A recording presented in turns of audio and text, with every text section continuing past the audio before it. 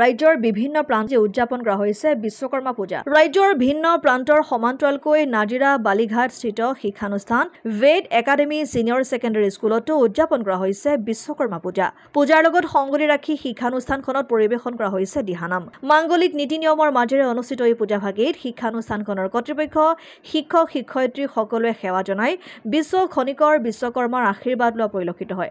ছাত্ৰ-ছাত্ৰীৰ মাজত আধ্যাত্মিকতাৰ পৰিৱেশ গঢ়ি তোলাৰ উদ্দেশ্য আগত ৰাখি এই বিশ্বকৰ্মা পূজা অনুষ্ঠিত কৰা হৈছে ভেদ একাডেমী ছিনিয়ৰ ছেকেণ্ডেৰী স্কুলত। জাতি, ধৰ্ম, বৰ্ণ নিৰ্বিশেষে এই বিশ্বকৰ্মা পূজা উদযাপন কৰা হৈছে ভেদ একাডেমী ছিনিয়ৰ ছেকেণ্ডেৰী স্কুলত। পূজা এই উপলক্ষত মই সংবাদসেৱী সকলোলৈকে আদৰণি জনাইছোঁ আৰু আপোনালোকৰ জৰিয়তে সদৌ অসমবাসীক বিশ্বকৰ্মা পূজাৰ উপলক্ষত শুভেচ্ছা জ্ঞাপন কৰিছোঁ।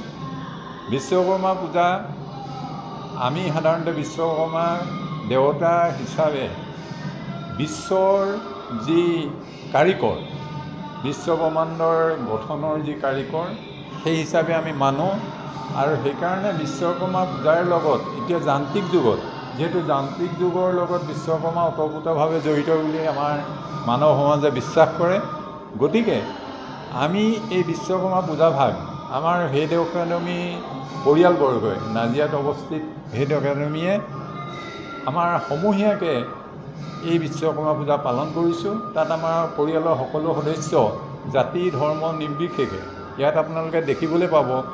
হিন্দু ধৰ্ম বুলি কথা নাই, মুছলিম ধৰ্মৰ আমাৰ প্ৰবক্তাসকলো তাত সম্পূৰ্ণভাৱে জড়িত আছে আৰু এতিয়া তাত আমাৰ দিহানাম চলি আছে, আপোনালোকে শুনিবলৈ পাইছে।